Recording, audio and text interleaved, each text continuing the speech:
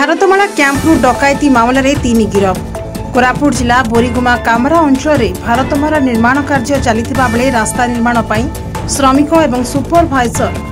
एक कैंप कर रहुले। 1/10/2024 राति 3टा समय 4 डकायत कैंप भितर पशि सुपरभाइजर एवं श्रमिकों को एक दौड़ी साहाय्य बांधी सेमानंठारु एक हीरो HF बाइक 3टी mobile phone steel cutting machine road cutting machine एवं नगद 8,000 टंका नहीं चंपड़ मारिथिले। ए संपर्क में बोरीगुमा थाना रे सुपरभाइजर एक लिखित अभियोग करथिले। बोरीगुमा थाना ASI द्रोणाचार्य ब्राघ गतिविधि को लक्ष्य कर 4 जन को गिरफ्त कर सक्षम होते जड़े नाबालिका थिबा सूचना मिली। सेमानंठारु 2टी मोबाइल जबत कर 3 जन को कोर्ट चालान करा जायछि। आज Boriguma SDPO Satyabrata Lenka press meet सूचना दी। आमर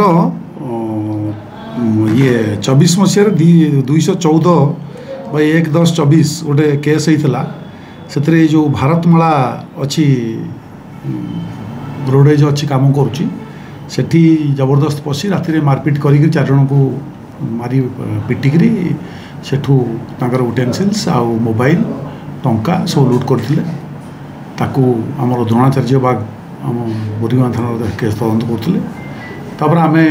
मोबाइल रे विभिन्न दिगपति ताकू देई तदंत करी आसामी जड़े मीन हरिजन कंगा गाँ जयपुर सदर आउ दैतारी घासी आउ त्रिपति हरिजन ए दिन हेल्ले डाबागुड़ा बोरीगुमार ए 3 जन को अरेस्ट कराई एवं आउ जड़े चाइल्ड कन्फ्लिक्ट विथ लॉ अच्छे ना कहुन आपको मोबाइल सीजर हो जो मोबाइल चोरी जाता एवं अन्य किसी जिन सीजर हो आज कोर्ट को फरवर्ड कर 8,000 टंका रिकवर ना टंका को से बांटी देइछन्ती जो आउ किसी जो चोरी जिन सब बिकिकी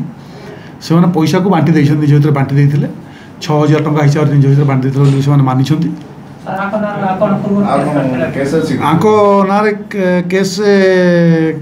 को आमे गोटे ना केस अच्छी आउ जहाँ अच्छी सब आमे ताकू चेक करूँ कारण केस अच्छी।